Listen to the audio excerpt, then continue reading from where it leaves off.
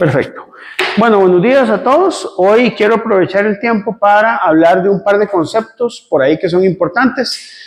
Vamos a empezar con un primer concepto asociado a lo que es la parte de medición de masa y cómo, digamos, las balanzas indican un valor de masa y cómo poder interpretarlo, ¿verdad?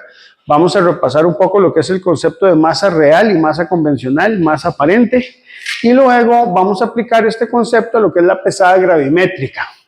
La vez pasada habíamos estado hablando de que hay varios métodos para medir volumen, particularmente hay tres. Un primer método es el método gravimétrico, que es el que utilizan ustedes para calibración de cristalería en el laboratorio, pero hay dos métodos más. Hay uno que se llama el método de cálculo geométrico, que se utiliza, por ejemplo, en lo que es determinación de volúmenes de tanques o de geometrías que son muy fáciles de caracterizar, ¿verdad? Cilíndricas, esféricas, etc. Y hay un tercer método que se llama el método de comparación volumétrica, que básicamente se utiliza para o en lo que se emplea, digamos, es en dispensadores, por ejemplo, de combustibles, donde usted puede hacer una comparación volumen contra volumen. Hoy nos vamos a centrar en dos cositas. Primero vamos a hablar del concepto de masa convencional y de dónde es que se origina esto, por qué existe. Y lo segundo, vamos a ver el método de pesada gravimétrica. Esas son las dos cosas que vamos a cubrir hoy. Entonces vamos a ir aprovechando el tiempo. Hablemos de lo que es el concepto de masa convencional. ¿Okay? Este concepto se refiere a lo siguiente. Existe un documento que les voy a pedir que lo descarguen, ahí está en internet, ¿verdad? Es la OIML D28, la última versión me parece que es del 2004 en inglés, ¿verdad? Para poder entenderla bien. Y esta recomendación o este documento de la OIML nos habla a nosotros de lo que es el concepto de masa convencional. Yo voy a abordarlo desde un punto de vista un poco más didáctico, tal vez, para ver si entendemos qué es. O sea, yo lo que quiero hoy es que nos llevemos el concepto de qué es la masa convencional. La definición la pueden leer ahí y la pueden leer en inteligencia artificial y en todo eso, pero yo lo que quiero es que lo veamos tal vez desde otra óptica un poco más orgánica. ¿Qué es la masa convencional? La masa convencional no es lo mismo que la masa real, de acuerdo a lo que ustedes están viendo en la tarea, ¿lo vieron? ¿Verdad? O sea, de hecho, parte de la investigación que yo les pedía que hicieran en esa tarea es que usted puede tener dos masas que tengan la misma masa convencional y no necesariamente tienen la misma masa real. Y una masa, por ejemplo, de aluminio y una de acero convencionales pueden ser diferentes, a pesar de que las masas reales puedan ser iguales. Entonces, ¿por qué eso? Bueno, porque en el comercio mundial tenemos que estandarizar y normalizar lo que es el concepto de pesaje. Entonces, se estableció lo siguiente. Supongamos que usted tuviera una balanza de brazos iguales conceptual, ¿verdad? Donde de este lado tenés un plato, de este lado tenés otro plato, y básicamente cuando usted coloca la misma masa de los dos lados, esa balanza se equilibra. Si una de los dos platos tiene más masa que el otro, empieza a desequilibrarse. Entonces, usted va a colocar una masa hipotética. Una masa hipotética. Esa masa hipotética la voy a llamar MC. MC significa masa convencional.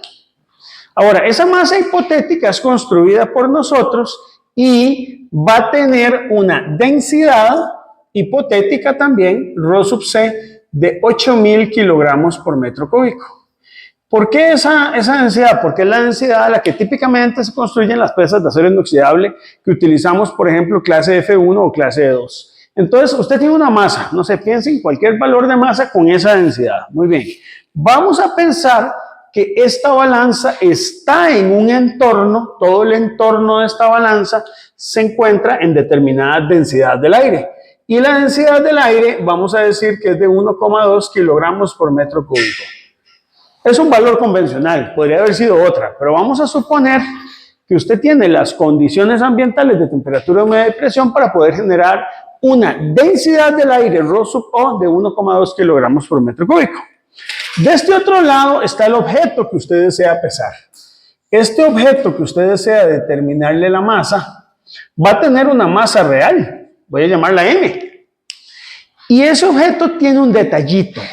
El detallito es que este objeto tiene una densidad y esta densidad del objeto podría ser distinta a la densidad ρ sub c de 8.000 kilogramos por metro cúbico, porque ese objeto puede ser cualquier cosa, ¿verdad? Nada más que ambos objetos se encuentran en un ambiente de densidad de aire de 1,2 kilogramos por metro cúbico. Entonces, ¿qué es la masa convencional? Chicos, vea, aquí es necesario prestar atención. Yo lo voy a repetir varias veces, pero quiero que prestemos atención. La masa convencional es el valor de masa que yo tengo que colocar de este lado de la balanza para que equilibre esta otra masa que está aquí. Ese es el valor de masa convencional. Tiene que ser un valor de masa de densidad de 8.000 kilogramos por metro cúbico que yo coloque de uno de los dos lados de la balanza en un ambiente con 1,2 kilogramos por metro cúbico de densidad del aire, que equilibre a esta otra masa. El valor que necesito para equilibrar esta masa M, este valor de AMC se llama masa convencional y no necesariamente es igual a este. Esto es lo que significa masa convencional. ¿Ok? Vamos ahora a analizar cómo se relaciona la masa convencional con la masa real. Para eso vamos a hacer un diagrama de cuerpo libre de la masa convencional y de la masa real. Pero vamos a empezar con la masa convencional. Para ello, nosotros sabemos que esto tiene un peso m sub c por g. Vamos a considerar, chicos, algo que es bastante razonable, que es que la gravedad es la misma en ambos lados de la masa, ¿verdad?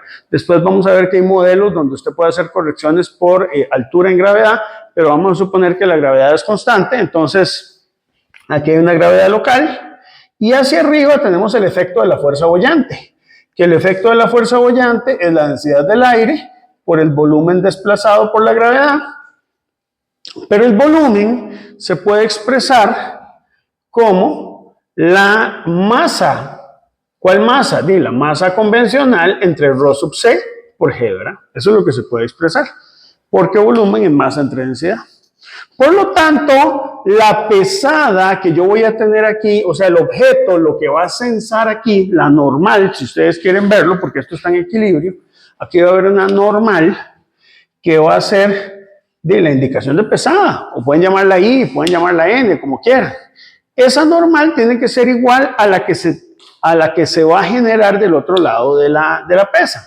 Entonces, si yo tengo esta pesa M, o este cuerpo de masa M, hacemos el mismo diagrama de cuerpo libre, él va a tener ahora un peso M por G, y hacia arriba una densidad sub O por el volumen, que aquí el volumen es M, entre ρ por G. Va a haber también una pesada N de este lado, una normal de este otro lado, las cuales ambas deben ser iguales para que el sistema esté en equilibrio. O sea, las dos normales deben ser iguales, la N de este lado y la N del otro lado.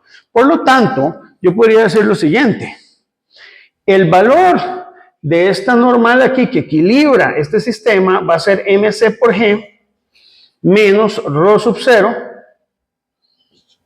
por mc entre ρ sub c por g, y esto tiene que ser igual del otro lado al mismo valor de n, que es mg, menos ρ sub 0 por m dividido entre ρ por g.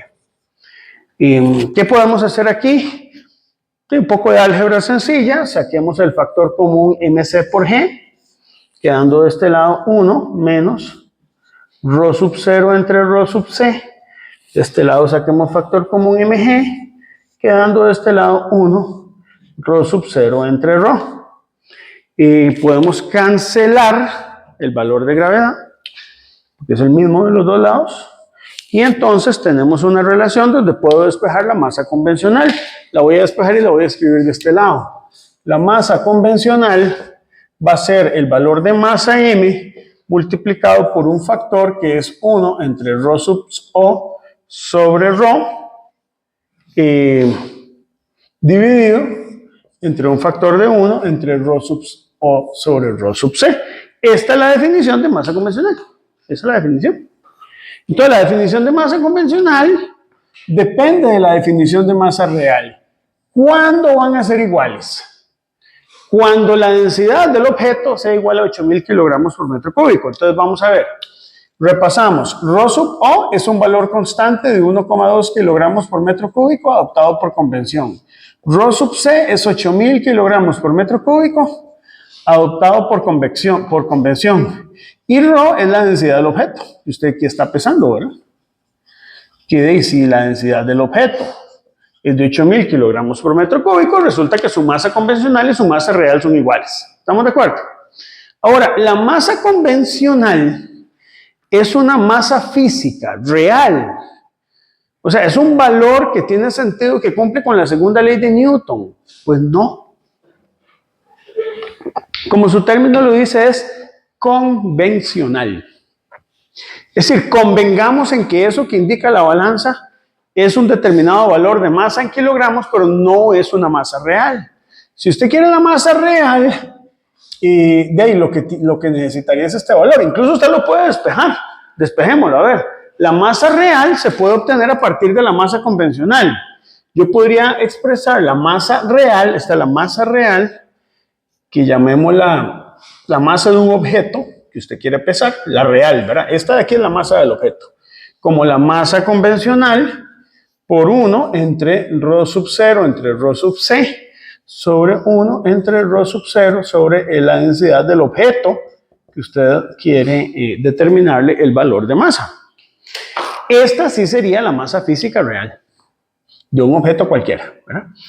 Y, ¿qué quiere decir esto? Vamos a ver. Quiere decir que si usted tiene una balanza totalmente ajustada y calibrada, y usted quiere hacer un pesaje de precisión, no sé, usted quiere pesar esta botella. Usted llega, la coloca sobre la balanza, le da un valor de masa, usted lo anota. Ese valor de masa que le da a usted no es la masa real, es la masa convencional. Usted tendría que utilizar esta relación para convertir esa masa convencional en masa real. Ahora, para pasar de masa convencional a masa real hay un detalle. Hay que conocer la densidad del objeto. Y probablemente la densidad del objeto se conoce con cierta incertidumbre. Y la masa convencional que usted mide en la balanza se determina con cierta incertidumbre. Entonces hay que aplicar una ley de propagación de incertidumbre para saber cuál es la masa de un objeto. En la tarea, que espero dejárselas el viernes, chicos, va a estar ese cálculo, ¿verdad? Cómo a partir de un valor de masa convencional yo puedo obtener la masa real de un objeto. Ahora, quiero que piensen en lo siguiente. En el comercio mundial, si yo quiero comprar combustible, alimento, lo que sea, yo le compro a alguien en kilogramos algo, se lo compro en kilogramos de masa real o en kilogramos de masa convencional. Yo le voy a comprar a usted toneladas de oro, para que cada gramo valga mucho. ¿Le compro masa convencional o masa real? Bueno, ahí es donde ya se vuelve importante hablar y entender de metrología, porque pueden haber diferencias entre masa real y masa convencional. En el comercio se suele vender y comprar en masa convencional. ¿Por qué se suele hacer así? Porque las balanzas de todo el planeta están calibradas para masa convencional, no para masa real. De hecho, si usted quiere saber la masa real de un objeto, es imposible saberlo sin conocer su densidad. Entonces, ¿por qué? Por lo que hablaba ahora Alejandro, ¿verdad? Realmente la masa, para conocer la masa real de un objeto, yo tengo que conocer la fuerza boyante. Y si no conozco la fuerza boyante, o sea, para conocer la fuerza boyante, yo necesitaría conocer condiciones como, por ejemplo, la densidad del objeto, la densidad del aire. Entonces sería complicadísimo saber el valor real de masa de los objetos. Yo tendría que andar con un medidor de densidad del objeto que yo quiero pesar y densidad del aire, medirla en ese instante para saber cuál es el valor de masa real. Eso es poco práctico, ¿verdad? Si yo quiero saber cuál es la masa mía, porque estoy en un régimen de dieta, entonces tendría que subirme una balanza. El pesaje, digamos, de una persona, no sé si ustedes saben cómo se hace, ¿verdad? Les digo un poquito el protocolo, ¿verdad? No soy experto en esto, pero este es el protocolo. Usted tiene que pesarse en la mañana, después de ir al baño, antes de desayunar, en ayunas, sin anteojos y totalmente desnudo. Totalmente desnudo, sin los aretes y sin nada. Usted se pesa sobre una balanza que está previamente calibrada y ajustada, se anota su valor y después usted hace todas las actividades del día, se baña, se pone ropa, se pone zapatos, come, y al otro día, igual en ayunas, vuelve a pesarse. Y ahí puedes ver si realmente has tenido una variación en la masa o no. No se vale llegar y comerse unos chicharrones al mediodía y pesar mucho, después usted el otro día en ayunas pesa y dice, entonces no, tuve una deriva hacia abajo y bajé peso. No, eso es falso, esa no es la forma en que usted se mide. Ahora, usted pesa masa convencional. Si usted tuviera que pesarse su masa real, tendríamos que saber cuál es la densidad suya como persona. Y realmente eso no es tan fácil de determinar. Entonces, y necesitaríamos conocer la densidad del aire, además suya. Si lo utilizamos con esta definición, no habría tanto problema, porque usted toma el Rho sub C como si fuera 1,2 kilogramos por metro cúbico, ¿verdad? Por eso esa definición facilita. Pero aún así conocer la masa real no es tan fácil. ¿Y hasta qué punto es útil? ¿Hasta qué punto es útil, verdad? Entonces nosotros, a ver, la masa convencional es ficción, es una cosa artificial y existe porque es convencional para efectos del comercio mundial en la metrología industrial, ¿verdad? Entonces, ese es el concepto de masa convencional. No sé si hay una pregunta. Muy bien, ahí no termina la historia. Vamos con otra parte. La segunda parte de esta historia, muy interesante, enfocamos aquí,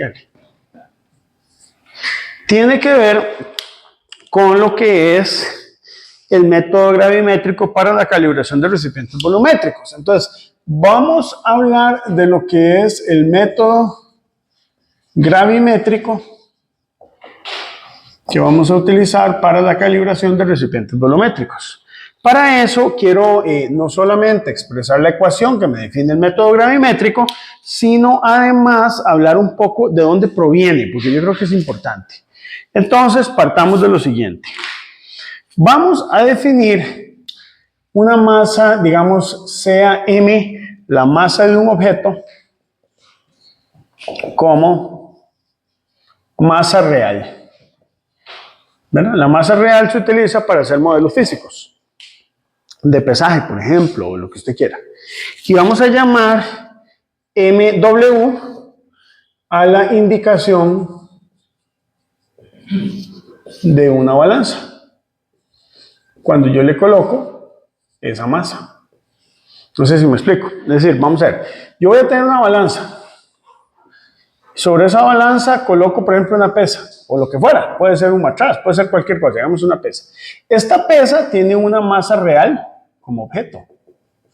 Pero la indicación de la balanza, la que viene aquí en el indicador, no marca lo mismo que la masa del objeto. Aunque esté totalmente calibrada, va a marcar un valor MW en gramos. ¿Será el mismo?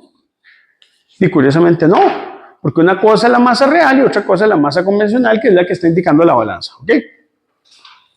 Esta ecuación de aquí está incompleta en el sentido de que no incluye los ajustes digamos, los factores por autoajuste. Balanzas como las Sartorius que ustedes utilizaron aquí en el laboratorio y la de doble rango tienen autoajuste. Entonces, esta ecuación necesita la corrección por autoajuste.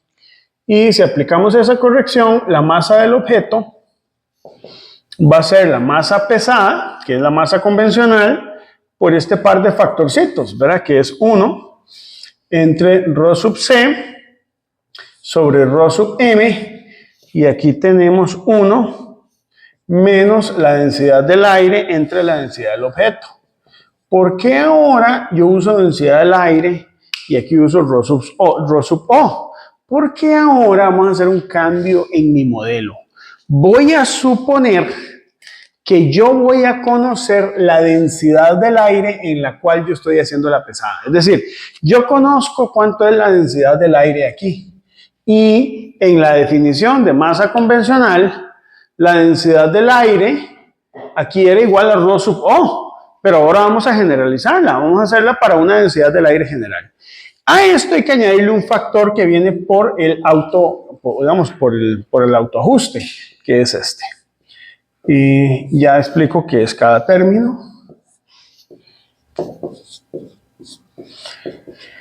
El Rho sub A es la densidad del aire en el proceso de autoajuste de la balanza.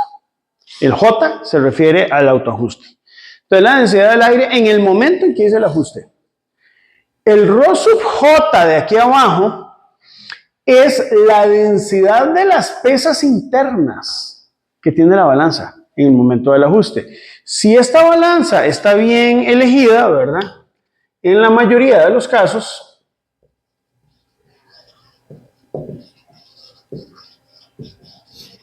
ocurre que esta densidad de las pesas es igual que la densidad de las masas que empleamos como 8.000 kilogramos por metro cúbico. O si quieren llamarlo, llamémoslo, bueno, sí, llamémoslo Rho sub m, ¿verdad? Podríamos llamar a este Rho sub c también. Es una cuestión de notación, como ustedes quieran. Digamos, podemos llamar a este, digamos, Rho sub c, a este Rho sub c, como para mantener la misma notación. Entonces, en la mayoría de los casos, usted elige pesas de balanza de ajuste que sean de 8.000 kilogramos por metro cúbico. Y por otro lado, la densidad del aire durante el ajuste es justamente la misma densidad del aire durante el proceso de pesaje. Es decir, la idea es que usted cuando va a pesar, autoajusta la balanza e inmediatamente pesa. Entonces la densidad del aire no ha cambiado entre el proceso de ajuste y el proceso de pesada, ¿verdad? Eso es de una suposición bastante razonable si usted no espera un tiempo extendido entre el momento en que autoajusta y el momento en que pesa. Muy bien, entonces si eso es así, la siguiente aproximación es válida.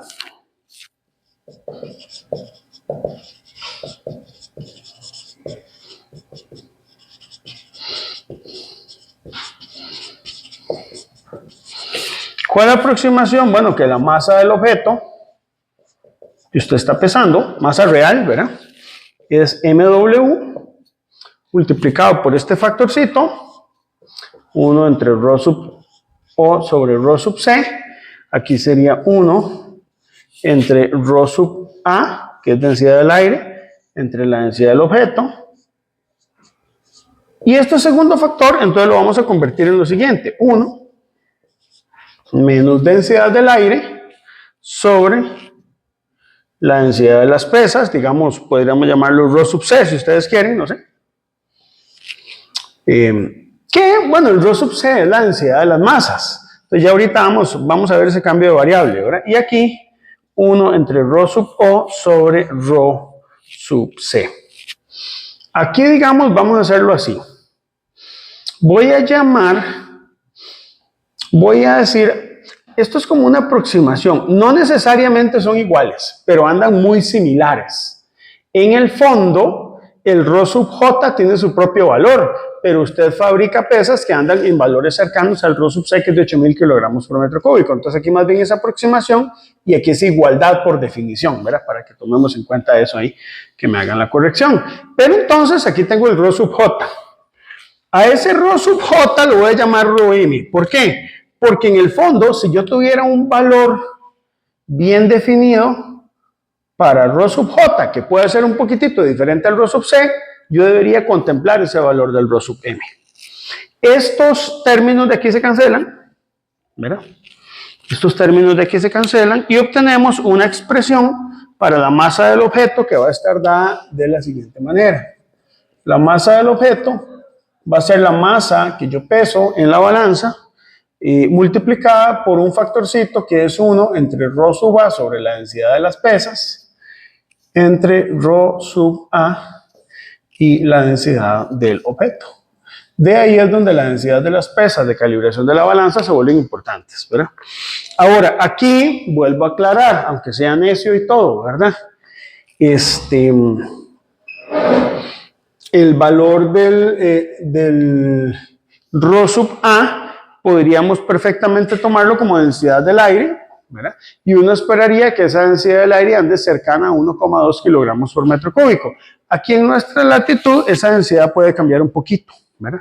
Esa densidad puede cambiar un poquito porque nosotros más o menos estamos en 1,0 kilogramos por metro cúbico a más o menos a la presión atmosférica que estamos acá, que es como de 890 hectopascales, ¿verdad? Estamos un poquito más abajo de 1,2 kilogramos por metro cúbico porque la presión, al ser menor que 101.325 pascales, que es la presión estándar que uno ve en los cursos de física general, ¿verdad? La presión de 1,01 por 10 a las 5 pascales. Bueno, aquí estamos un poquito menos, estamos como a un 89, 88% del valor de esa presión, ¿verdad? Ok, así se calcularía la masa de un objeto de que está siendo pesado una balanza debidamente ajustada y calibrada, ¿verdad? Esa es la forma en que se calcula.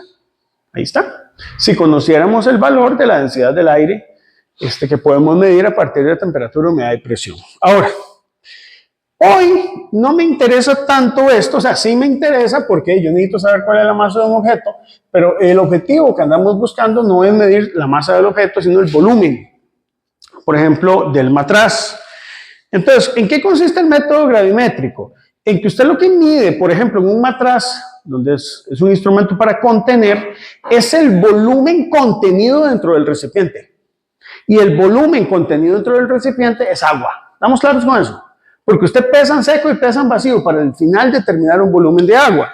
Entonces, el volumen de agua que usted quiere determinar lo podemos calcular por definición como la masa de agua que está contenida dentro del recipiente sobre la densidad del agua. ¿Ok? Pero la masa de agua es justamente la masa del objeto. Mi objeto es el agua. Lo que yo estoy midiéndole la masa a través del método gravimétrico es el agua. Entonces, yo les voy a pedir que escribamos la ecuación de esta manera. 1 entre densidad del agua. Y en vez de escribir masa de agua, uso esta definición de la masa del objeto. Utilizo MW por 1 menos ρA entre ρm sobre 1 menos ρA, pero como mi objeto es agua, entonces ahora lo que yo voy a tener es la densidad del agua. ¿Estamos de acuerdo? Sustituyo esta definición aquí y ya construyo el volumen de agua. Por lo tanto, el volumen de agua, aplicando un poco de álgebra para simplificar esta expresión, va a quedar así. Vamos a tener vamos a hacerlo así. Esto es un igual, ¿verdad? Porque la masa de agua es todo esto. Entonces vamos a tener lo siguiente. Vamos a tener el MW. Voy a tener este factor de aquí, que es 1 entre ρA sobre ρm. Aquí esto lo puedo trabajar un poquito, chicos. ¿Por qué? Porque esta densidad del agua la multiplico por 1 y la multiplico por ρA entre ρagua. Entonces, ¿qué me queda? Me queda 1 entre ρ del agua menos ρ de A, ¿cierto? Multiplico esta por estos dos términos, ¿verdad? Y tengo ya una expresión que me da a mí el volumen de agua. Ahora, el volumen del agua contenida depende de la masa de agua. La masa de agua se calcula por diferencia de pesada. Vamos a hablar un poco de esto. ¿Qué significa esto de diferencia de pesada? Que yo tengo una masa de un recipiente lleno menos una masa de un recipiente vacío. Por ejemplo, si yo lo que tengo es un matraz. Por eso ustedes tienen que hacer pesada en seco y pesada húmeda. La pesada húmeda incluye el M2, que es la masa del matraz más agua. En cambio, la pesada 1, que es la del matraz seco, incluye el matraz vacío. La diferencia entre esas dos masas me va a dar este valor de la masa de agua que yo incluyo para poder determinar el volumen de agua. Esta ecuación, chicos, tiene un problema, que no está considerando un efecto que es muy importante, que es el efecto de la expansión volumétrica del agua. Entonces, vean, aquí usted tiene dos términos.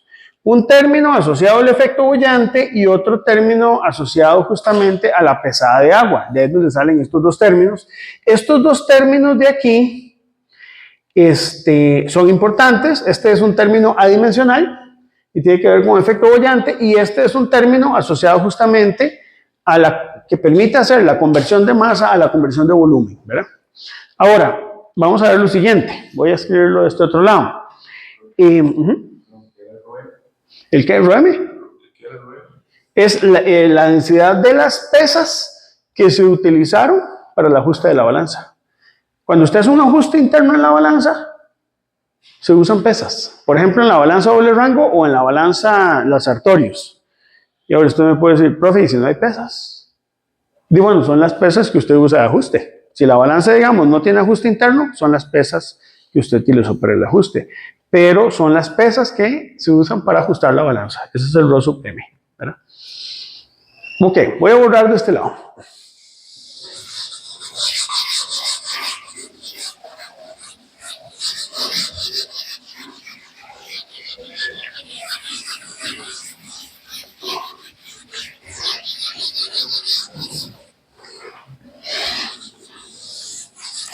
Vacilón, yo antes cuando daba estos cursos, chicos, si era más joven a la edad de ustedes, yo lo que hacía era que durante las clases hacía cuestionarios, ¿verdad? De todas las preguntas que yo iba a meter en el examen. Yo decía, el examen va a llevar 40 preguntas. Una pregunta va a ser, ¿qué es el Rho sub m? Explíquelo. Entonces yo llegaba y lo explicaba y ustedes lo anotaban. Otra pregunta va a ser, no sé. Y al final, esas mismas preguntas yo las metí en el examen. Y aún así la gente salía mal. Pero bueno, no sé, ese formato ya yo no lo uso, ¿verdad? Pero era como que todas las preguntas eran cosas que se habían visto en clase, discutido, aclarado, apuntado y todo, pero usted tenía que explicarlas el día del examen, ¿verdad? Y no sé si ese tipo de formato ustedes estarán acostumbrados o no, pero bueno. Ah, no, sí, ya grabado es otra cosa. Ok, vean chicos, entonces vamos a recuperar esta ecuación. Vamos a recuperar la ecuación del volumen de agua. La ecuación que ya dijimos o que ya teníamos para el volumen de agua, le falta un factor de corrección que es asociado a la expansión volumétrica. Entonces vamos a hacer lo siguiente, chicos. Vamos a decir que el volumen de agua va a ser igual a lo siguiente. Va a ser, podemos escribirlo como un volumen a una temperatura de referencia. Esa temperatura de referencia va a ser de 20 grados Celsius. Al igual que en dimensional, usted utiliza como temperatura de referencia los 20 grados Celsius, ¿verdad? En volumen se usa también una temperatura de 20 grados Celsius.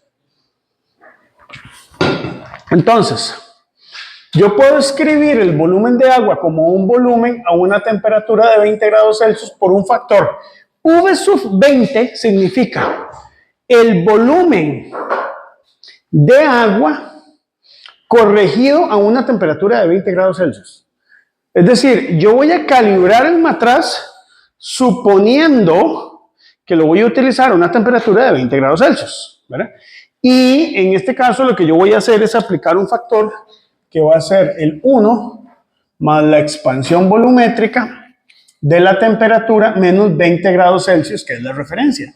Este es un factor que lo que hacemos es asociarlo a una expansión térmica, así es como usted explica la expansión térmica desde el punto de vista volumétrico. Sin embargo, para efectos de la calibración, miren qué interesante. No me interesa tanto el volumen de agua, sino el volumen de agua normalizado a una temperatura de 20 grados Celsius. Es decir, yo de ahí tengo que despejar V20. Para despejar V20, esto lo puedo hacer así. Volumen de agua, yo sé que esto va a sonar medio al revésado, y esto lo paso a dividir. ¿Cómo pasa a dividir un metrólogo esto? Bueno, lo hacemos de esta forma. Elevado a la menos 1. ¿De acuerdo? ¿Está bien? Y lo mismo. Ahora, ahí se puede aplicar la expresión correspondiente a la expansión de un binomio. ¿Por qué? Porque aquí, señores, resulta que el término beta por T menos 20 grados Celsius es muchísimo más pequeño que 1. Entonces, cuando eso ocurre, por ejemplo, cuando usted tiene una expresión que es 1 más A elevado a la N con un A muchísimo menor a 1, esto es aproximadamente igual a 1 por NA. Eso lo vimos en análisis de incertidumbre, ¿se acuerdan? Con el problema de los bloques, la calibración de los bloques. Entonces, este volumen se puede aproximar, donde aproximar es prácticamente igualar, ¿verdad? A 1 menos beta por T menos 20 grados Celsius. Yo no sé si usted alguna vez se pregunta cosas en la vida. En el modelo, ¿se acuerdan cuando estuvimos viendo dimensional? Y que usted llegaba y calculaba el error de indicación, era L por 1 más alfa delta T. Y aquí es menos. Usted dice, ¿por qué aquí es menos? Y allá era más. Bueno, es porque estamos despejando de la expresión de la expansión del binomio, ¿verdad? Pero bueno, volviendo aquí para no enredarlos, el volumen de agua que yo tengo aquí, ya yo lo había determinado en la expresión de la pizarra anterior, ¿verdad? Entonces lo que podemos hacer es sustituir la expresión del volumen de agua, y entonces lo que tenemos es M2 menos M1 por 1 entre la densidad del agua menos la densidad del aire. Cuando uso A normal es aire, y la otra le estoy llamando agua para no enredarnos, ¿verdad? 1 menos densidad del aire sobre la densidad de las pesas por un factor que es 1 menos beta por la temperatura menos la temperatura de referencia, que son 20 grados Celsius. Este de aquí es el modelo que hemos visto en la clase anterior para el método gravimétrico. Entonces ya este incluye todas estas correcciones, ¿verdad? Este modelo tiene simplificaciones, chicos. A ver, este concepto es muy importante y en el curso de científica lo voy a retomar mucho. Todo el conocimiento que usted tiene convertido a ecuaciones es metafórico.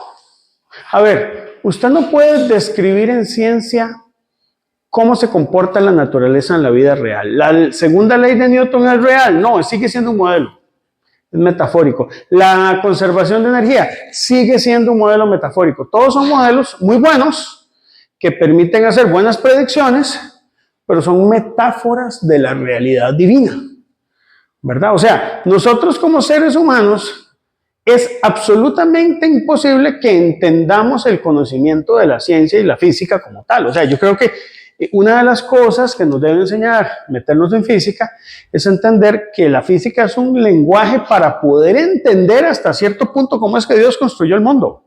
Pero no podemos simular a Dios, no se puede. Como por ejemplo, usted no puede llegar y simular el punto de fusión del agua. No hay un modelo que se haya construido hasta el día de hoy, año 2025, que usted meta en una computadora y que le prediga que el agua a los 0 grados Celsius se congela en hielo. No hay forma, eso solamente yendo al laboratorio, agarrando agua en un baño calibrado y observando el punto de hielo, ¿verdad? Entonces, estos son modelos. Y este modelo tiene algunas simplificaciones. Y además este modelo tiene una correlación, no sé si ustedes la ven. ¿Cuál es la correlación? Que la densidad del agua depende de la temperatura. Entonces hay una correlación. Esto es un modelo. Y este beta, nosotros lo vamos a tomar como el beta de ¿quién?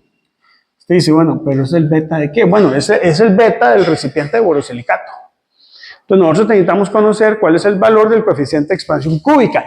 Esto es un coeficiente de expansión cúbica. En algunas referencias lo meten como un alfa. A mí no me gusta ponerlo como alfa porque alfa da la impresión de que ese es un coeficiente de expansión lineal. Y ustedes no sé si saben que el coeficiente de expansión volumétrico y el lineal y el de área tienen las mismas unidades. Entonces de repente usted se puede confundir. Digamos, si usted tiene un acero y conoce el coeficiente de expansión lineal, tiene las mismas unidades que el volumétrico, pero el de volumen es el triple del lineal. O sea, si el coeficiente de expansión lineal del acero, por decir algo, es 10 por 10 a la menos 6 Kelvin menos 1, 10 por 10 a la menos 6, el volumétrico es 30 por 10 a la menos 6, es el triple. Entonces, lo que nosotros medimos en fluidos usualmente es el coeficiente volumétrico. En recipientes de borosilicato, a pesar de ser sólidos, se mide el coeficiente volumétrico. Entonces, el beta es un coeficiente de expansión volumétrica. Ahora, vamos a tomar esa ecuación y vamos a modelarla y entender un poco cómo vamos a determinar cada uno de esos términos que están ahí. Empecemos con las masas, chicos. Este punto que voy a explicar, chicos, es muy importante porque no está estandarizado en el mundo y cada laboratorio puede trabajarlo de manera diferente. El enfoque que vamos a ver aquí es el enfoque metrología industrial, que es la forma más sencilla de poder medir la masa de un recipiente en seco y en húmedo. Y entonces es el que aplicamos en el laboratorio, ¿verdad? Y que evidentemente este curso tiene un sesgo personal, o sea, es la forma más sencilla de poder determinar masa, ¿verdad? Entonces hay otras formas. Pero este sesgo personal es para poder simplificar las cosas. Entonces, voy a escribir las ecuaciones y vamos a escribir la descripción del proceso de pesada. La masa 1 es la masa en vacío, en seco. Y va a ser la sumatoria de una serie de pesas que usted utiliza, nominales igual al valor del peso del matraz con tapa. Entonces, usted cuando lavó el matraz y lo secó, usted lo coloca sobre la balanza, ya ustedes algunos lo hicieron, ¿verdad? Determinan un valor de masa y sacan una cantidad de pesas asociadas a ese valor de masa, ¿de acuerdo? Como hiciste vos, Pami. Entonces, esta es la cantidad de pesas nominales, la suma de las masas nominales convencionales de todas esas pesas. Y a ellas les vamos a aplicar esta corrección. ¿Qué es esto? L1 más L3 entre 2 menos L2. Eso significa lo siguiente. El proceso que yo utilizo es, primero peso el recipiente. Digamos que este es mi recipiente con tapa, ¿verdad? Seco. Esa sería la lectura L1. Luego, la lectura L2, ¿cuál sería? Todas las pesitas asociadas a esa masa de ese recipiente. Que yo estoy utilizando el mismo número de pesas en todas las pesadas. Luego retiro esa cantidad de pesas y colocamos nuevamente el recipiente con tapa. Ahí está. ¿Estamos de acuerdo? Entonces, a esto yo a veces abuso del lenguaje y le llamo BAB. No método ABA, perdón, sino BAB. Es un método como de comparación simple, pero utilizando primero el matraz y luego las pesas. ¿Por qué lo hacemos así, chicos? ¿Por qué no hago ABA? Y para usar lo menos posible las pesas. Para manejar las pesas, para utilizar las pesas la menor cantidad de veces posibles y evitar que se dañen. Además de que es más práctico trabajarlo de esta manera, porque hago solo una pesada por pesas por ciclo. Esto se puede repetir ¿cuántas veces? N veces. ¿Y ese número N de qué depende? Bueno, hay que validar el método. Yo recomiendo unas 5 veces. Unas 5 veces. Sin embargo, alguien me puede discutir y decir, no, yo lo voy a trabajar 7 o 10 veces. Bueno, ya eso es como usted quiera validar el método. Ahora, esa es la pesada en seco. La pesada en húmedo es exactamente análoga, nada más que utilizamos una suma de pesas del recipiente húmedo con lecturas en L4, L2 entre 2, menos L5. Entonces, más o menos lo mismo. O sea, usted llega y pesa el matraz. Esta sería la lectura 4, pero este recipiente va a estar aforado. Voy a representarlo así. En L4, aforado. En L5 es la cantidad de pesas que usted desee colocar sobre la balanza o que necesite colocar. Y en L6 es nuevamente pesar este recipiente de forma aforada. Ok, ¿cuántas veces? N veces. Voy a llamar a este N1 y a este N2 porque no necesariamente el número de pesada en seco y el número de pesada en húmedo tienen que ser iguales. Usted podría pesar 10 veces la pesada en seco y 5 veces la pesada húmeda. La sumatoria es la suma de las masas de todas las pesas. Y espérate, porque aquí tengo un error. Aquí es L4 más L6, ¿verdad? Sí, es, digamos, a ver, te lo pongo así, Juan. Supongamos que usted coloca el matraz sobre la balanza, así, sobre la balancita, y le da 69.55 gramos. Eso es lo que pesa el matraz seco. Entonces, ¿qué sería la sumatoria de MP? Sería agarrar una pesa de 50 gramos, que es lo que tenemos, ¿verdad? Agarrar una de 10, ahí tengo 60. Agarrar una de 5, tengo 55. Agarrar, tengo 65, perdón. Las de 2 gramos y 2 gramos punto, ahí tengo 69. Agarrar la de 500 miligramos y la de 50 miligramos.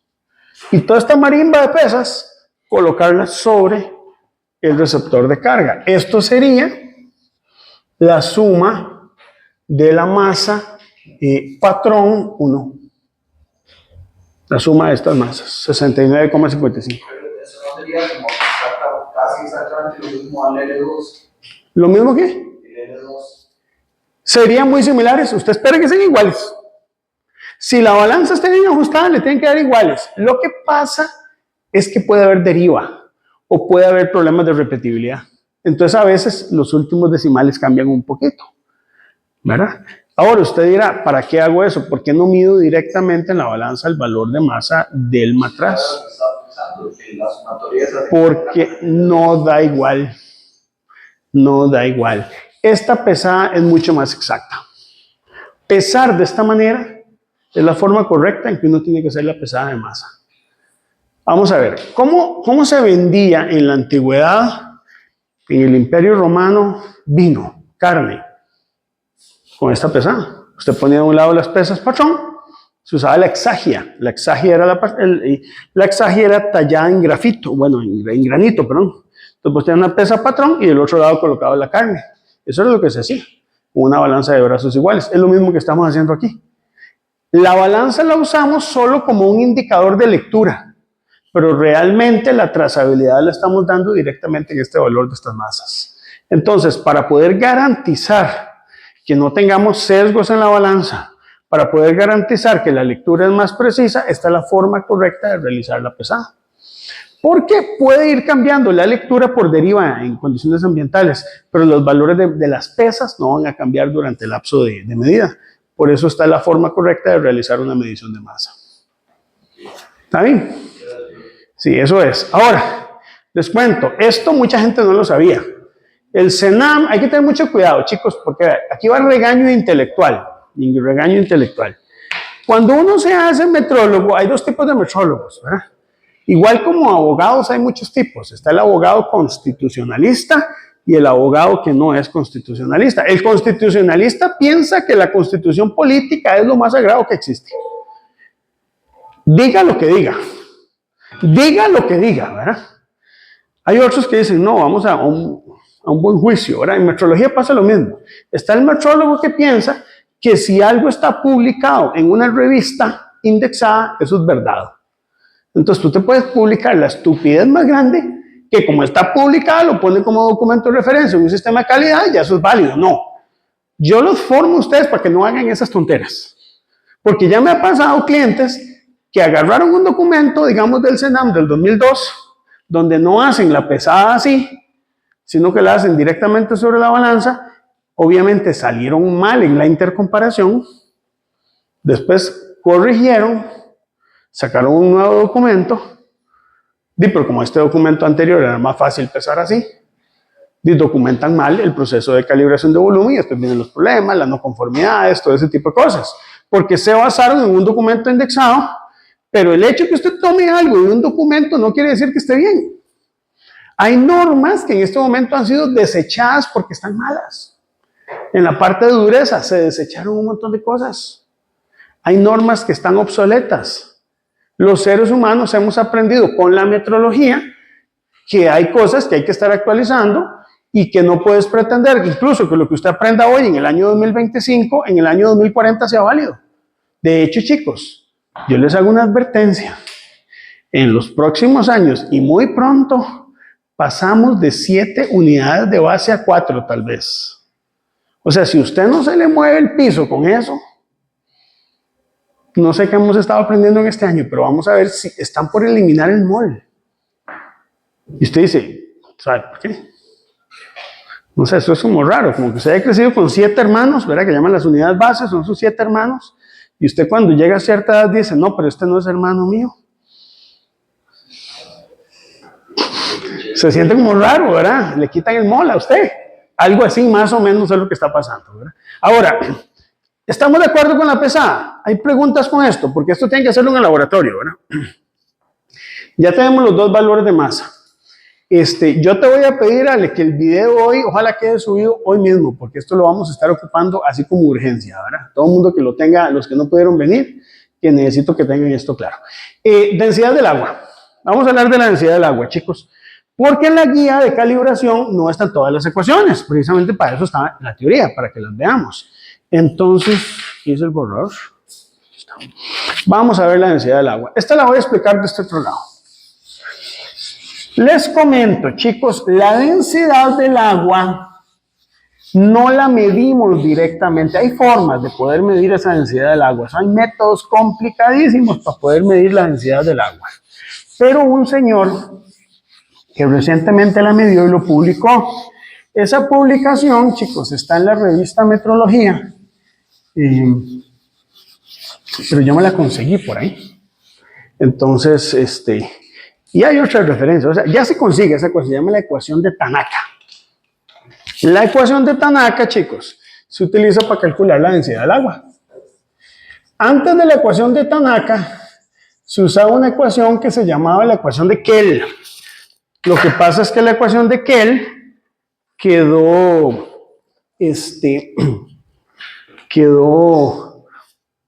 obsoleta porque no era tan exacta. La ecuación de Kell tenía una ventaja, era una ecuación polinómica y era una ecuación mucho más fácil de derivar y tratar. Pero algo que sea necesariamente polinómico no necesariamente se ajusta bien a los modelos reales. Entonces, Tanaka desarrolló esta ecuación. Voy a escribir la versión completa de esta ecuación, chicos. La ecuación asusta un poco, pero yo creo que a estas alturas de nuestras vidas, y ustedes ya es valiente, ¿verdad? A mí hay cosas que me han asustado en la matemática, no crean. Las series de Laurent son series que usted las hace, por ejemplo, con números complejos y convergen a un número real. O sea, si usted no le asusta eso, ahora que vamos para Halloween, yo no sé, supongo que estás muy insensible, ¿verdad?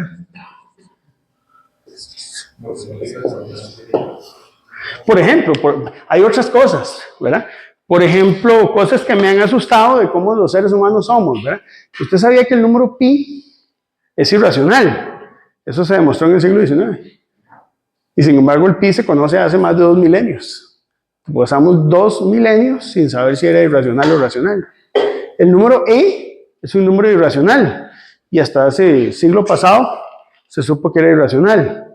Pero vea qué interesante. Pi más e, usted diría, si pi es irracional y e es irracional, ¿qué nos dice el corazón? Que pi más e es irracional, ¿no? No se sabe.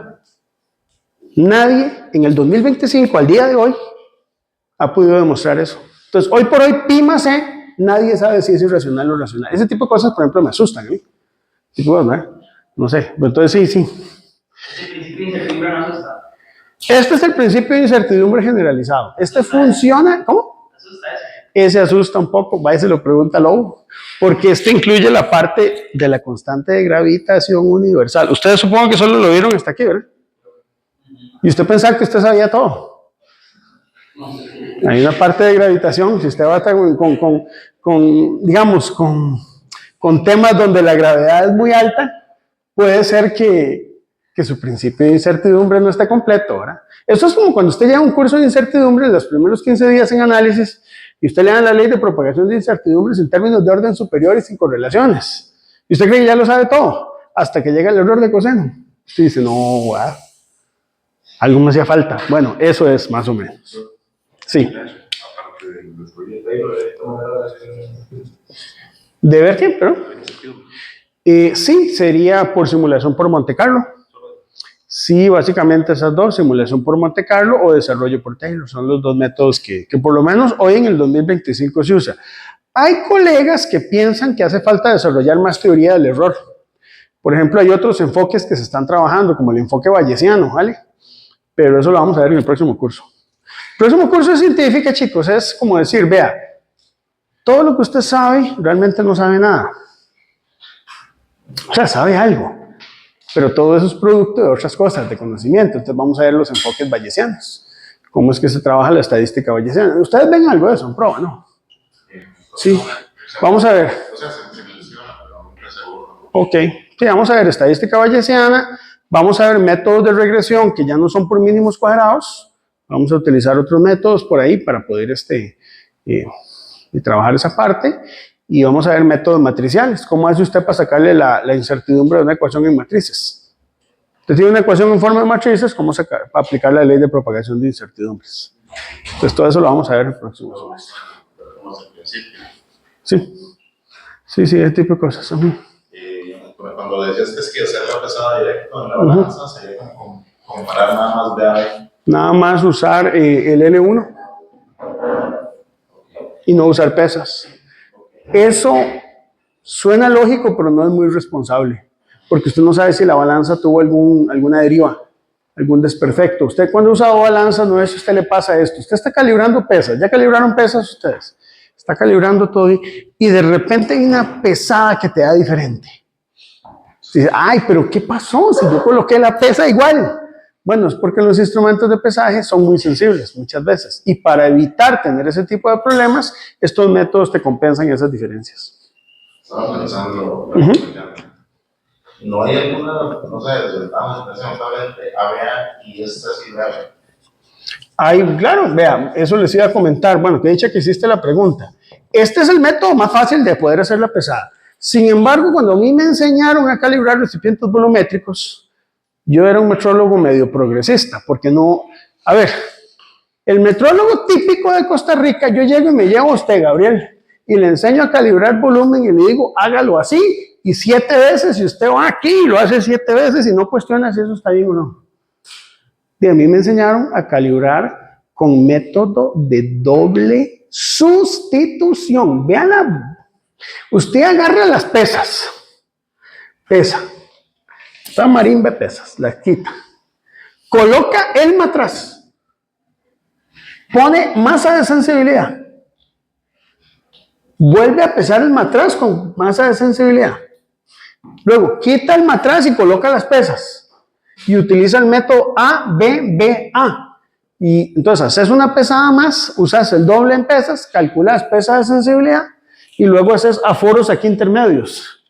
Y resulta que el aforo, cuando usted afora, cambia tanto que el sentido de una masa de sensibilidad no tiene sentido. El sentido de masa de sensibilidad tiene más sentido en calibración de pesas, donde repetís mucho, donde hay una repetibilidad buena. Pero yo aprendí así. Y yo dije, no, este método no, ¿verdad? Cuando uno va empezando a leer, estudiar, usar el sentido común, pues te vas dando cuenta que hay formas más simplificadas de llegar a los mismos resultados. Perdón, ¿podría repetir cómo tenemos esos motores de método? Sí, digamos, usted llega y coloca el matraz sobre la balanza. Y le dio, el matraz sobre la balanza, digamos, vacío, le dio este valor. Eso le indicó la balanza. Usted necesita un conjunto de pesas que te sumen esta misma indicación. Entonces, este es el conjunto de pesas que suma esto. Vea, 50, 60, 65, 69,55. Y eso como una doble sustitución, o sea, si yo hiciera eso, no soy responsable porque yo estoy definiendo las pesas en función de la indicación del... Sí, pero ya las pesas están en una vecindad que te asegura trazabilidad. Y entonces, ¿cómo defino yo la pesa de sensibilidad si yo estoy... Ah, eso es una buena pregunta. Resulta que cuando el matraz está en seco no hay tanto problema, porque usted puede calcular una diferencia y multiplicarla por 20 o 30, ¿verdad? Porque si usted utiliza un buen comparador, nunca vas a poder llegar a la pesa del miligramo exacta que te da digamos, el matraz. Pero cuando estás haciendo un aforo es complicado, porque usted calcula la pesa de sensibilidad para el primer aforo, pero para el segundo ya te puede dar otra pesa, hay que seguir usando la misma. No puedes cambiar la pesa de sensibilidad. Puede ser que para el primer aforo la pesa de sensibilidad adecuada sea 10 miligramos, pero si usted quisiera hacer el segundo aforo, diera de 50 miligramos, entonces se complica. ¿Cuál usa? Tienes que estarla cambiando cada vez que hace un aforo. Y sí. Pero digamos, a ver, si usted está haciendo, don Ale, metrología de primer nivel, sí puede hacer eso. A ver, si usted está en metrología científica, usted arma una intercomparación entre todos sus compañeros, de todos aquí, y usted necesita calibrar ese matraz con la mejor balanza, con los mejores métodos. Usted llega y empapela todo el laboratorio, le pone masking tape para que no entre aire por ningún lado. Usted deja esos matraces estabilizando una semana. Usted toma las pesas C2 recién calibradas. Haga eso. Ahí tiene todo el tiempo. En metrología industrial no tenés tiempo para hacer eso porque hay que calibrar 20 matraces. Y no tiene sentido esa inversión porque estás en otro alcance distinto. Por eso hay que validar el método. Esa es la diferencia. ¿Está bien? Ok, veamos esta ecuación. La de Tanaka tiene esta forma. Voy a escribirles aquí las constantes. Ahí después puedo pasar la referencia.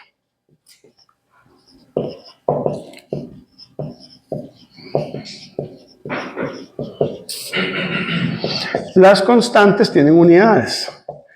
A mí me preocupa un poco que a veces algunos estudiantes no usan las unidades en las constantes, pero bueno.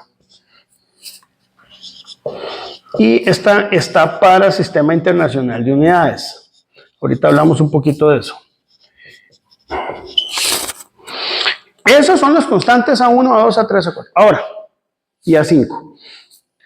Aquí hay un coeficiente de aire disuelto y un factor de compresibilidad. Este se llama el FC, factor de compresibilidad. El factor de compresibilidad tiene un valor aproximadamente de 1. O sea, si usted le dio 2 o le dio 1,5, está mal. Si le da 0.99998, puede ser que está bien, o 1,0002 está bien, pero no en el orden de magnitud de 1. Y el coeficiente de aire disuelto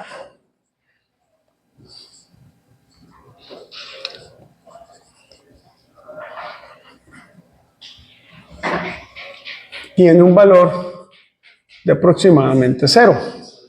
Entonces, esta ecuación uno la puede simplificar y eliminar estos dos factores, pero yo quiero verla en su forma completa. El factor de compresibilidad se define así.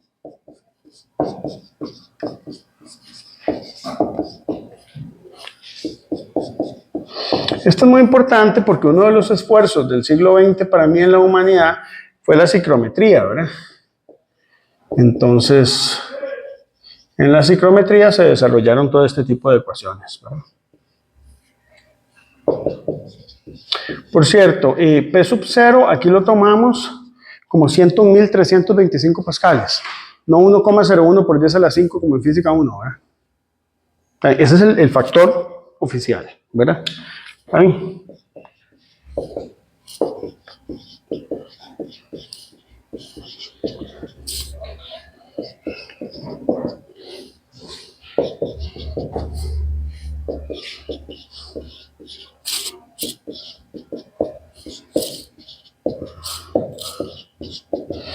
Yo, vieras que a veces he pensado que los físicos que son muy teóricos son como medio chambones a veces, ¿verdad? Porque todo lo toman así, como en orden de magnitud, ¿verdad? Y entonces a veces chocamos con los metrólogos que queremos de un montón de cifras significativas, ¿verdad? Ese es el factor de compresibilidad.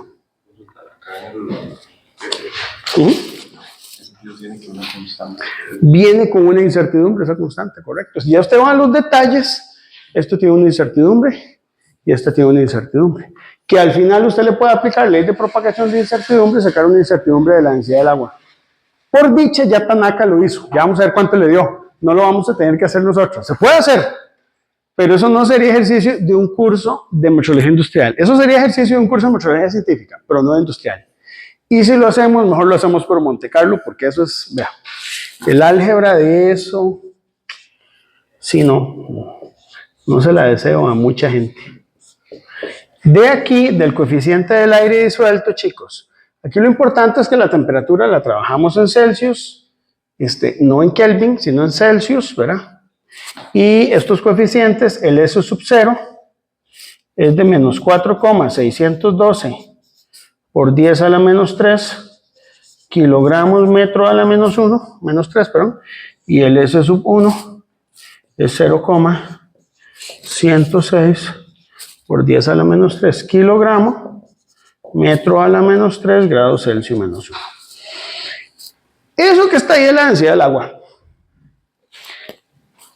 Ahora, para evitar la correlación entre temperatura y densidad del agua, adivinen qué hay que hacer, chicos. Hay que agarrar, vean, esto es importante porque usted tiene que ser consciente del momento de la vida en el que usted está viviendo. No sé si usted lo ha pensado. Ya casi hacemos la pausa, 2 minutos, para que tomen un cafecito, porque todavía falta. Esto de aquí, hay que meterlo acá, ¿verdad? Esto de aquí, hay que meterlo acá. ¿Y esta ecuación dónde hay que meterla? Aquí. Ya se imagina la mole que queda, ¿verdad? Y ahí eliminamos la correlación. Se puede hacer. Después hay que calcular el coeficiente de correlación, que es la derivada parcial de esto con respecto a la temperatura. Ve a ver. Porque la temperatura va a estar aquí y va a estar acá, ¿verdad? Y ahí no habría que meter términos de correlación. O calcula la derivada parcial con respecto a la densidad del agua, que esta sí es bonita, facilita. Facilita para el nivel de ustedes. Para un cálculo 1 va a ser un infierno, para examen de amplitud de reposición. Pero para ustedes, calcular la derivada con respecto a la densidad del agua aquí es muy fácil. Pero habría que meter el término de correlación. ¿Está bien? Esa es la densidad del agua, chicos. Esa es la que hay que meter. La densidad del aire, ustedes la conocen, ¿verdad? Hay varias ecuaciones. Aquí a nivel de metrología industrial utilizamos la ecuación que está en la guía SIM. Ahorita la repasamos después del receso. Y después de ahí nos vamos a la ley de propagación de incertidumbres. Una cosa que es importante, chicos, la presión atmosférica afecta la densidad del agua. Entonces, la presión atmosférica aporta sobre el volumen de un matraz. Ahora, ¿cuánto? Hay que cuantificarlo. 10 minutos de receso y seguimos para ver densidad del aire y ley de propagación de incertidumbre y términos de correlación en esta materia. Vamos con, ya hablamos de la densidad del agua, ¿verdad? Ahora vamos a hablar de la ecuación de densidad del aire. Les voy a contar un cuento rápido de 1 minuto. Hay una ecuación de la densidad del aire que se llama la ecuación del CIPM. La ecuación de densidad del aire del CIPM es una ecuación muy compleja. No la vemos en este curso, esa la vamos a ver en el curso que viene. Y es la ecuación que utilizan los laboratorios de referencia para poder calcular la densidad del aire. La densidad del aire en general depende de muchos factores. De la composición, porque el aire, lo que nosotros llamamos aire, es una mezcla que principalmente está compuesta de nitrógeno y oxígeno porque puede tener dióxido de carbono y otras sustancias. Además, depende de otros factores, se llaman factores de fugacidad, de la cantidad, digamos, de humedad en el ambiente, de la presión atmosférica, en fin, de cosas que sí no son tan... O sea, se pueden calcular, hay ecuaciones para todo eso, pero no es práctico utilizar una ecuación de primer nivel en una calibración de un matraz, que es un efecto que no es crítico dentro de la calibración. Es crítico medirlo, pero no necesitas medirlo con una incertidumbre tan pequeña, porque muchas veces las mismas incertidumbres de los data loggers y de los instrumentos de medición de condiciones ambientales típicos que se usan en industria no compensa el hecho o la necesidad de tener una ecuación de mayor nivel de exactitud. Entonces, esta que vamos a usar es suficiente para todo lo que vemos en este curso, ¿verdad? Por eso este curso, metrología industrial y legal, esta es como la metrología de calle. Si usted quiere aprender otras cosas, hay otra metrología, chicos. Usted puede decir, pero es que esto es complicado, lleva muchas derivadas. Bueno, créanme que hay otro mundo de metrología mucho más complicado que eso. Eso es como cuando usted le enseñan en cálculo 1 la integración por partes. Y usted dice, ¿qué cosa más complicada? La primera vez, cuando llegas a métodos 1 y métodos 2, ese es el método más sencillo que existe. Bueno, más o menos algo así, ¿verdad? O la primera vez que te hablan de una gaussiana. Esa función, usted dice, qué pereza, no se puede integrar, tiene un montón de problemas, asintótica por los dos extremos, es no lineal. Y sin embargo, uno empieza a lidiar con eso. Bueno, más o menos parecido pasa en la metrología industrial. Entonces, vean, la ecuación se llama CIPM versión normal. De una vez les digo, usamos la versión normal porque es mucho más fácil de trabajar, pero hay una versión que tiene la UML de 111, la UML R111, que se llama la versión exponencial. También es una buena versión, pueden usarla. Sin embargo, les recomiendo esta. Esta es la que más se ha popularizado y tiene esta forma. 0.348.444 menos la humedad relativa por 0.00252 por temperatura menos 0.020.582 dividido entre 273.15 más T. Esta ecuación tiene algunas limitaciones y es que trabaja en hectopascales, ¿verdad? Eso es importante, la presión. No trabaja en pascales, como las ecuaciones anteriores, ¿verdad? Entonces hay que trabajar este rango en hectopascales. Trabaja en humedad relativa del 20% al 80% y trabaja en temperatura del 15 al 27%, de 15 grados Celsius a 27 grados Celsius. La guía SIM nos establece que la incertidumbre relativa de esta ecuación, chicos, de densidad del aire, entre densidad del aire, con respecto a las diferencias que puede tener la ecuación del CIPM de primer nivel, es de 6,79 por 10 a la menos 4. Entonces, esa es la incertidumbre relativa por ecuación, ¿verdad? Entonces, ¿qué tiene que ver usted? Si usted tiene instrumentos de medida muy finos, muy precisos, y la incertidumbre por ecuación resulta ser muy grande, ¿qué es lo que toca? Usar una mejor ecuación. Entonces, mi recomendación es la siguiente. Yo no sé dónde van a trabajar ustedes, pero si ustedes, Rolando, le ofrecen en algún momento ser el metrólogo del laboratorio de presión a cambio de 7 cifras significativas, lo cual es más importante. La plata es lo más importante. Aquel que le diga a usted, vea, yo lo contrato a usted, Rolo, pero la plata no es lo importante, es el conocimiento, no. Que no friegue. Ya que usted sabe mucho, un montón de cosas. La plata es lo más importante, porque uno no puede denigrar la profesión. ¿Está bien? Es importante. Usted llega y le paga mínimo el salario mínimo, un poquito más, ¿verdad? Y le dicen, bueno, ahí usted se va a encargar del laboratorio de presión centroamericano, nacional, lo que fuera, de un país. Usted no va a usar esta ecuación. Esta ecuación es muy básica. Usted va a usar la del CIPM. Se va y se la busca, la programa, la mete en el software que usted quiere y ya tenés una ecuación de primer nivel y más bien estás preguntándole al BIPM si hay una más actualizada. Eso es lo que hacen los metrólogos de primer nivel, ¿de acuerdo? Pero en metrología industrial, si usted lo contratan en otra buena empresa y le dicen, ve, usted va a calibrar matraces aquí, se puede usar esta ecuación, no hay problema. Porque habrá gente en la cadena de trazabilidad más arriba que esté encargado de usar mejores ecuaciones. Esta va a ser suficiente. ¿Estamos de acuerdo? Ahora, la de Tanaka, chicos, sí es de primer nivel. Y tiene sus incertidumbres también, ¿verdad? La ecuación de Tanaka, a ver, es un vacilón porque, bueno, ya la borré por ahí, pero la incertidumbre ya está declarada dentro de un documento, ¿verdad? Ya se hizo la expansión con esas constantes que tienen error, que estaba preocupado don Ale, ¿verdad? Y se trabaja un valor de 0,84 por 10 a la menos 3 kilogramos por metro cúbico. 0,84 por 10 a la menos 3. Esa es la incertidumbre de la ecuación de Tanaka. Y es una expandida con K igual 2. Para Tanaka, entonces, tenemos una incertidumbre en un rango, yo lo puse por aquí, déjame para no batearlo, sino dejárselos en el rango que va. Creo que era de 0 a 36 grados Celsius. ¿Cómo? Ahí falta P, sí, se está viendo. ¿Dónde me la comí? ¿Dónde me falta la P? Creo que es aquí. Creo que es aquí, Ale. Creo que es aquí, fíjate a ver. Creo que es así. Revisámosla para que quede bien ahí. Confirmame. Ahí en el Telegram compartió don Ale el documento correspondiente a la ecuación de Tanaka, chicos. Por si ustedes quieren tener la referencia original. No es un documento muy fácil de leer, pero yo se los doy aquí un poquito más sintetizado. ¿Verdad? Pero bueno, ahí está, por si quieren revisarla así. La incertidumbre de la ecuación de Tanaka, la de Tanaka,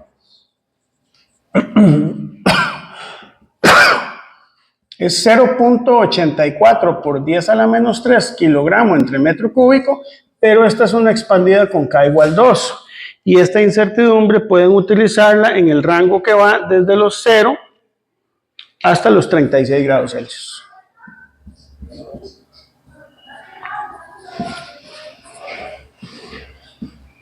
La de Tanaka, ¿verdad?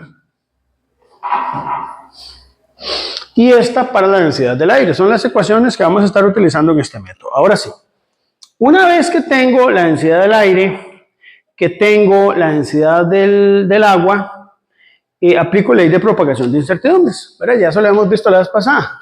Entonces, usted puede sacar la incertidumbre del volumen V20. Esto veámoslo rápidamente porque esto sería así, incertidumbre del volumen V20, usted tiene derivada parcial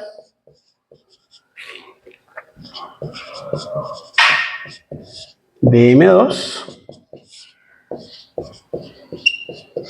de M1, ¿verdad?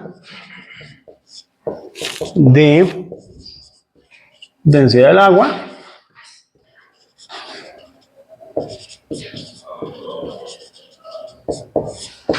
de densidad del aire,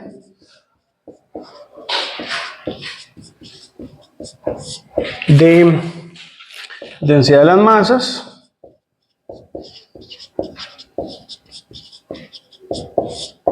de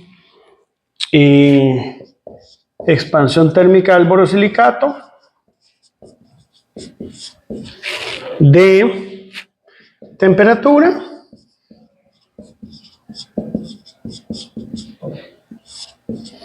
una raíz cuadrada enorme de todo esto, ¿verdad? Por ley de propagación de incertidumbres.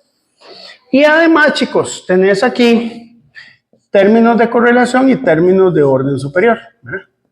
Tienen esos dos términos. Entonces, vamos a ser prácticos aquí para que no se me asusten. Los términos de orden superior no son relevantes porque este modelo es altamente lineal. Entonces, con absoluta confianza, este término lo pueden aproximar a cero. Si alguien no está muy seguro, no está muy convencido y siente que lo que le estoy dando es un truco, utilice simulación por Monte Carlo y ahí podemos ver si los términos de orden superior funcionan. O también, chicos, que esto no estaría mal hacerlo, hacer una rutina, como ahora ya, digamos, se puede hacer cálculo algebraico con muchos de los programas de computación, ¿verdad? Con Python, por ejemplo, que te calcule los términos de orden superior, que evalúe los términos de orden superior y que cuantifique cuánto es lo que pesan. Porque los términos de orden superior tienen un problema. Son las combinaciones de todas las variables. ¿Y cuántas variables tenemos? 1, 2, 3, 4, 5, 6, 7. Y si la densidad del agua la escribimos en términos también de presión, son 8 variables. Entonces hay que hacer la combinación de todos esos términos de orden superior con las derivadas de orden superior. Entonces, ustedes hicieron eso en análisis. Y no con tantas variables, con 3. Extiéndalo a 8, haga la sumatoria y calcúlelo. En general, estos términos se consideran despreciables, pero yo creo que el ejercicio no lo quiero desalentar. Voy a retomar esta ecuación de aquí. Está bien, voy a retomar esta ecuación. Entonces, o sea, la idea mía es que tampoco les voy a decir que nunca los calculen.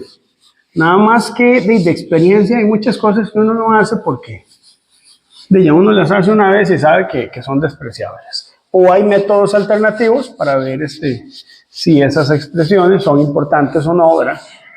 Entonces vamos a ver. Rápidamente. Vamos a escribir, pues yo creo que vale la pena los coeficientes de sensibilidad de una manera que me sean útiles. Y es que estos coeficientes de sensibilidad dependan únicamente del volumen, porque entonces yo puedo sacar una incertidumbre relativa. Entonces les voy a dar las expresiones simplificadas que se usan típicamente en la calle. Estas son las que usted usa. Hay gente que usa las derivadas, digamos, desde la función original, pero esto es lo que se usa en la calle, chicos. O sea, usted programa las hojas electrónicas con esto. Si van a hacerla, no me hagan las otras, porque no, auditar esas hojas son un dolor, ¿verdad? Esta es la que se usa. Entonces esto es V20. Vean que todas dependen de V20. Eso me lo permite sacar de factor común.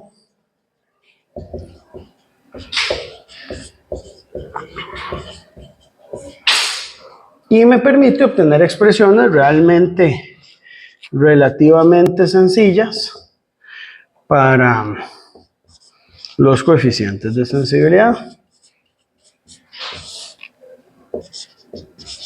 Todavía se podrían simplificar un poquito más, pero bueno,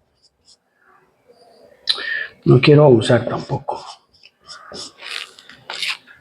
Si usted llega a un curso y a un curso de calibración de recipientes volumétricos, paga $600 y esto es lo que le van a enseñar, lo que está viendo en esta lección de hoy, ¿verdad?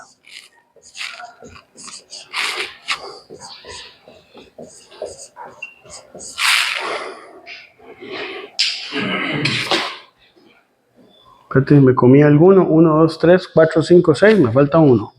Tengo el del beta, el del T, el de ρm me falta, ¿verdad? Pongámoslo de este lado aquí.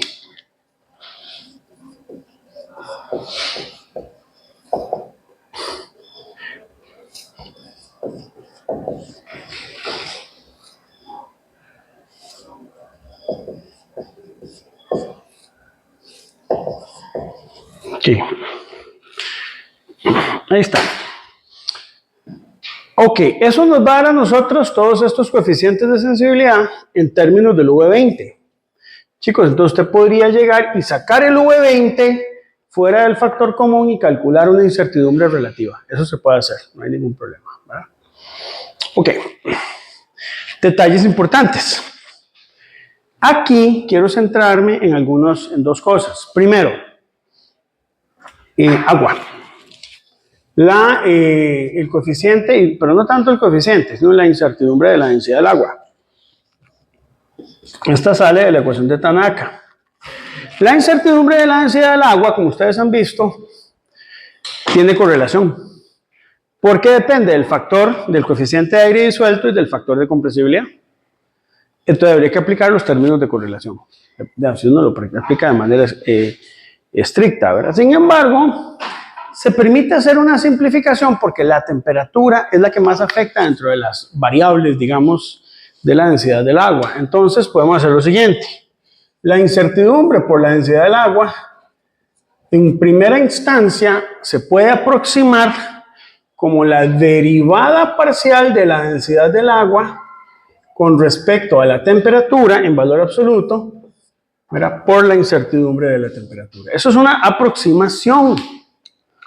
Y esta derivada parcial la calcula suponiendo factor de compresibilidad 1 y coeficiente de aire disuelto 0.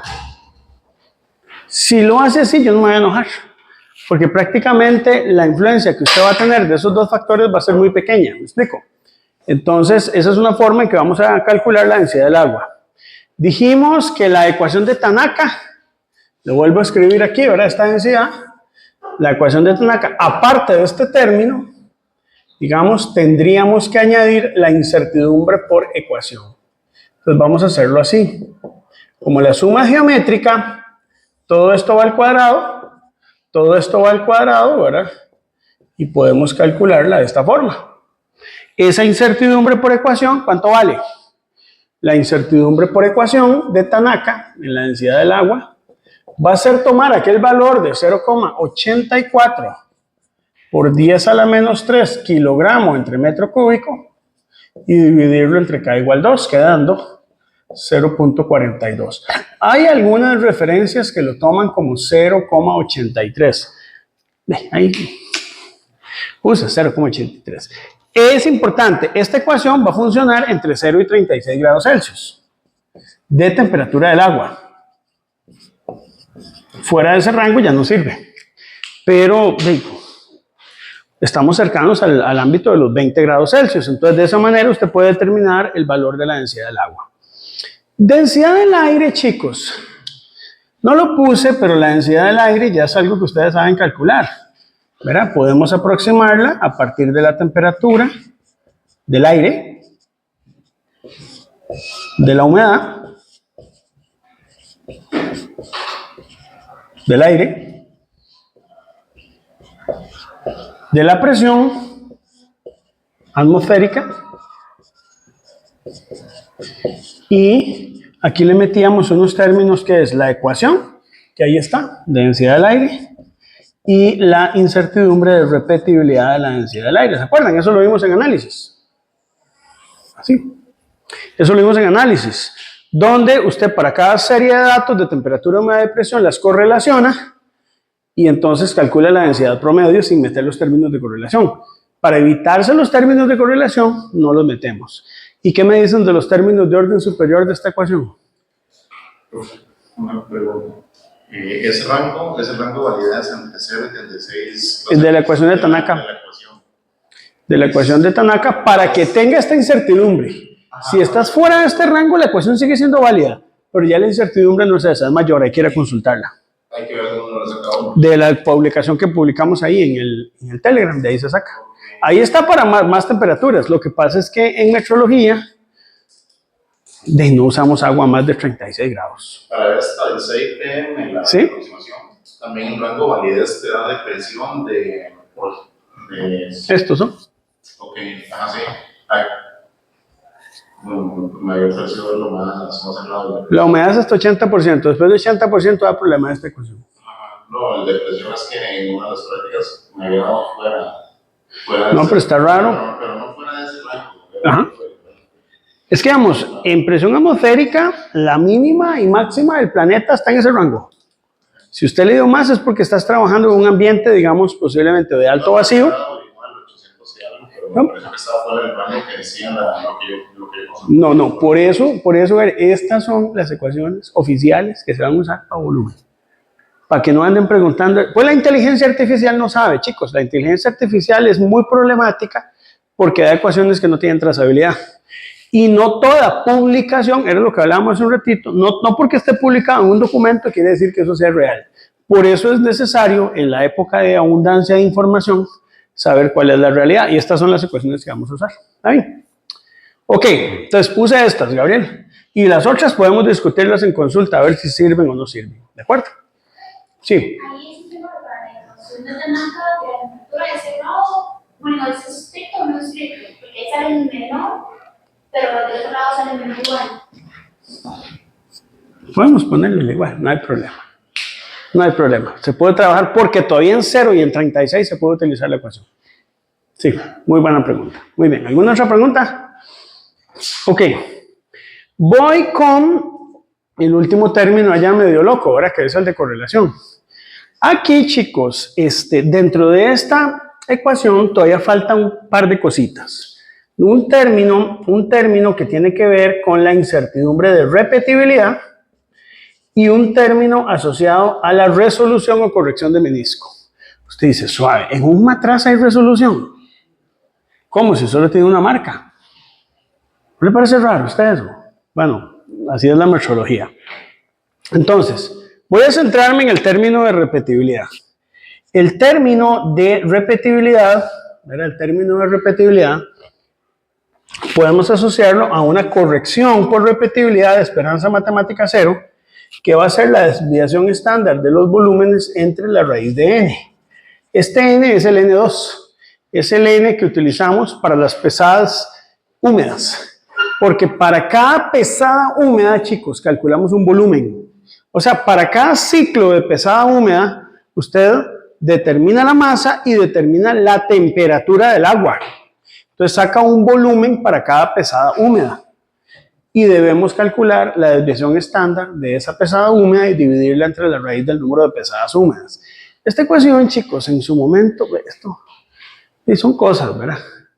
Cuando yo empecé en esto, yo no entendía muy bien. Yo decía, pero eso es una validación. No, es del mismo método. El hecho, digamos, de que usted correlaciona las variables, te permite determinar a partir de aquí el término justamente de repetibilidad, ¿verdad? Por otro lado, se calcula una incertidumbre por resolución o ajuste de menisco, que es un cambio de volumen sobre raíz de 3, porque vamos a suponer que cuando usted hace el ajuste de menisco en un matraz, por ejemplo, en un matraz, si esta es la línea de aforo, tenemos que hacer en agua el ajuste de menisco de esta manera, que la pancita quede rozando sobre la línea del matraz. Pero a veces no logramos hacer ese ajuste lo suficientemente bueno. Entonces, una opción es tomar en cuenta que este punto puede desviarse a una altura h y tomar un diámetro interno del matraz desde las especificaciones constructivas. Hay normas que indican las especificaciones constructivas del diámetro interno de un matraz. Y el h se puede determinar por validación. Se puede usar una cámara, se puede usar una lupa, se puede usar un sistema de amplificación. En fin, es un problema abierto. Don Julio Mora hizo el trabajo final de graduación en la determinación de ese valor de h. Fue un trabajo final de graduación entero para calcular la incertidumbre de resolución. Entonces, sí, eso es así. Entonces, de aquí lo que vamos a usar es pi cuartos del diámetro cuadrado de altura entre raíz de 3. ¿Qué valores usar de h, chicos?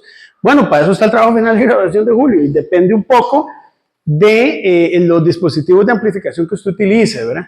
Típicamente se registran en la práctica valores de h que van entre 0,05 milímetros, ¿verdad? Digamos en el valor más fino, que es un 1/20 de milímetro, hasta 0,2 milímetros. Es decir, usted esperaría 0,2 milímetros. El espesor de una de estas líneas me parece que es 0,4 milímetros. Entonces, ya digamos alguien que tenga un H de 0,2 milímetros es porque es un pésimo aforador, ¿verdad? O sea, es una persona que no sabría cómo aforar bien un matraz. Entonces, utilizamos ese valor. Y por último, vean que esos dos términos de repetibilidad y de resolución se añaden aquí a la ley de propagación de incertidumbres aquí al final, chicos. ¿Está bien? Entonces enfocamos aquí. Y no me quisiera ir hoy sin por lo menos hablar un poquito de los términos de correlación de temperatura y densidad, que es este término de correlación que está aquí. Este término de correlación, ¿cómo lo vamos a determinar? El término de correlación voy a llamarlo TC. Y por definición es 2 veces la derivada parcial del volumen con respecto a la densidad del agua por la derivada parcial del volumen con respecto a la temperatura por la covarianza entre la densidad del agua y la temperatura. Para sacar estos términos, tenemos ya las derivadas parciales aquí del agua y la derivada parcial con respecto a temperatura, ¿verdad? Entonces esto es muy fácil de evaluar. Simplemente usted dice menos 2 V sub 0 entre ρ del agua menos ρ del aire por menos V sub 0 por beta entre 1 menos beta por T menos 20 grados Celsius. Pero ¿cómo calcula la covarianza, verdad? La covarianza, ya ese ejercicio lo habíamos hecho en análisis de incertidumbre. Usted toma una función T' igual T, lo cual implica que la derivada de T' con respecto a T es 1, y por lo tanto la covarianza entre la densidad del agua y T sería entre esa T', porque son funciones que tienen en común la variable T. Y esto va a ser la densidad del agua respecto a T, la derivada de T' respecto a T, que es 1, por la incertidumbre de la temperatura al cuadrado. Entonces, ya ahí nos queda la densidad del agua con respecto a temperatura, la vamos a calcular desde la ecuación de Tanaka. Ese es un valor muy chiquitito. Más o menos anda en el orden de 0,0002, más o menos, en unidades del SI. Pero esto se calcula desde la ecuación de Tanaka, esta cuestión, ¿verdad? Metiendo esto aquí, entonces usted dice, simplemente aquí, en este término lo que meto es la derivada parcial del agua con respecto a temperatura, ¿verdad? Y el término de la temperatura al cuadrado. Este término se puede simplificar un poquitito, algebraicamente, ¿verdad? Te queda V20 al cuadrado por 2 veces beta entre ρ agua menos ρ aire. Esto es casi 1, entonces si ustedes no se enojan mucho conmigo, sino esto lo aproximamos a 1, si no se enojan mucho conmigo, si no lo vuelvo a poner, no hay problema. Metemos aquí la derivada parcial del agua con respecto a temperatura y la incertidumbre al cuadrado de la temperatura. Si usted quiere ver, ese es el término de correlación, si usted ya quiere ver la contribución que ese término hace y querer analizar ese término como si fuera una incertidumbre adicional, usted le puede sacar la raíz cuadrada a ese término de correlación. Como para verlo en el presupuesto de incertidumbres como una incertidumbre, como una contribución en unidad de volumen.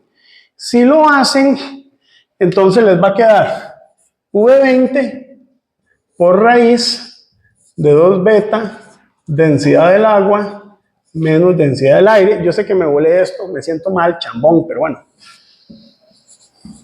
Si quieren lo meten, ¿verdad? Y entonces depende de la densidad de la temperatura. Ese es el término de correlación, chicos. Ese término, lamentablemente, mucha gente no lo mete. A veces yo me tomé la osadía de ver si era despreciable o no. Se vuelve muy pequeño en matraces muy grandes. Cuando tu matraz es de 1 litro, de 2 litros, prácticamente es despreciable. Matraces más pequeños depende de la precisión con la que usted esté midiendo temperatura. Entonces, temperaturas que se midan como en el orden de 0,5 grados Celsius de incertidumbre de T, ya empiezan a dar un poquito de peso en el término de correlación. Mi recomendación es que no lo eliminen ese término de correlación, que lo calculen y que evalúen si ese término puede o no ser despreciable. Teniendo la incertidumbre combinada, sacamos la expandida, multiplicando por un factor de cobertura al 95.45% de probabilidad de cobertura, que es lo que usamos usualmente en metodología industrial, y verificamos en una validación si esa incertidumbre es menor a la tercera parte del error máximo permitido del recipiente, que ustedes lo tienen por clase de exactitud, ya en la presentación que yo les di. Dependiendo si es clase A o clase B, tienen el error, y si esa incertidumbre está por debajo de la tercera parte del error, entonces quiere decir que tu método de calibración es adecuado y podrías utilizar una regla de decisión para poder establecer si hay conformidad o no conformidad dependiendo de lo que estés analizando. Pero esto es calibración de recipientes volumétricos. ¿Alguna pregunta para terminar? Último comentario de 30 segundos. Chicos, este para mí es uno de los métodos más complicados de calibración que hay. Y hay que verlo. Este curso originalmente no lo tenía. Pero me parece muy irresponsable que usted se diga metrólogo y no sepa calibrar un matraz. Eso, o sea, a mí me daría mucha pena. Y aquí, cuando se montó el curso originalmente, no se veía la parte de recipientes volumétricos, a pesar de que tenemos toda la infraestructura para poder calibrar, ¿verdad? Entonces, no, hay que entrarle un poco, chicos, y bueno, va a haber una tarea ya con todo esto. Yo le dije a Jonathan que subiera la solución, entonces él está ahí en eso, para que tenga la solución de la tarea, ¿verdad? Esta que entregaron. Y espero antes del sábado ya entregarle la próxima tarea. Sigamos trabajando los proyectos, tal vez el próximo lección vemos un poquito los avances, cómo les ha ido, chicos. Porque yo quisiera como que ya el informe esté listo y vayamos trabajando en ver los resultados que van teniendo. Yo quisiera ir trabajando en las metodologías y resultados. Ir pensando cómo vamos a tomar los datos en la metodología y si ya algunos de ustedes tienen datos, pues ver cómo los analizamos, por si hay que ir al laboratorio, por si hay que calibrar algo, por si necesitamos analizar alguna cuestión. Yo creo que este sería un buen momento esta semana para trabajar con eso.